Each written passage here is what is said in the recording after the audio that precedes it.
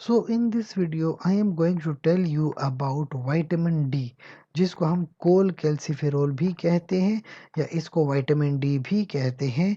और मार्केट में इसका एक फेमस ब्रांड है सनी डी। इसके अलावा एक और ब्रांड है स्टेडी।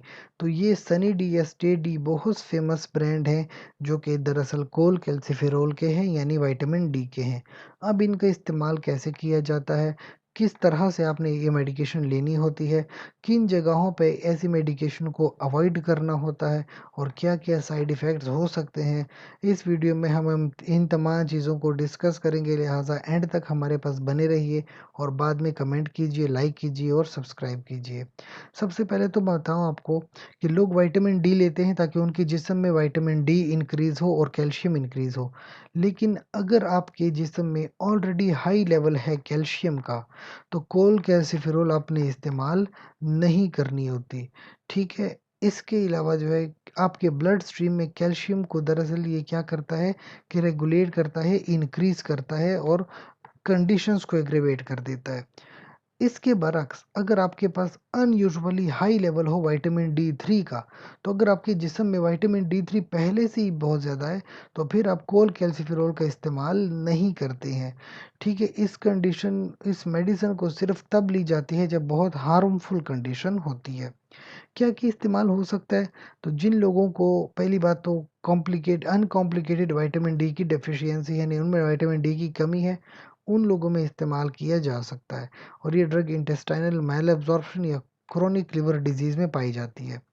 इसके साथ-साथ ये ड्रग जो है हाइपोकैल्सीमिया कॉज़ कर सकती है, यानी कैल्शियम लेवल को कम कर सकती है।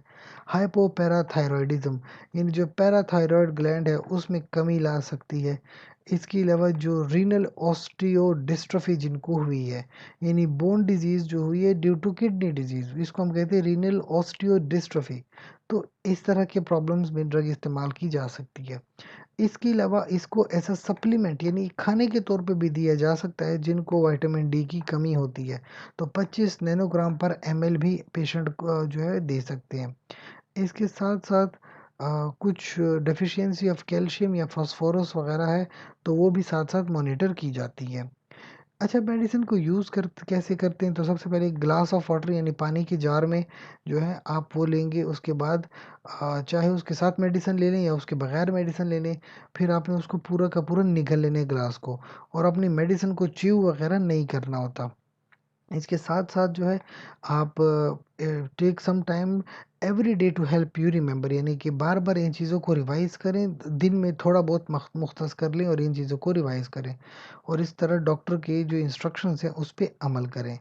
कुछ साइड इफ़ेक्ट्स आपको हो सकते हैं अगर आप इस तरह के ड्रग इस्तेमाल कर रहे हैं, जैसे कैल्शियम लेवल में इंक्रीज़ आ जाना। इसके अलावा यूरिन के अंदर भी कैल्शियम लेवल में इंक्रीज़ आ जाता है। इसके साथ-साथ इचिंग, हाइव्स या रैश हो जाती है स्किन पे। कन्फ्यूजन और कॉन्स्टिपेशन का प्रॉब्लम भी हो सकता है। So that is all about the drug that is called as cholecalciferol या सनी डी। इसकी तमाम इन्फॉर्मेशन हमने डिस्कस कर ली है। शुक्रिया।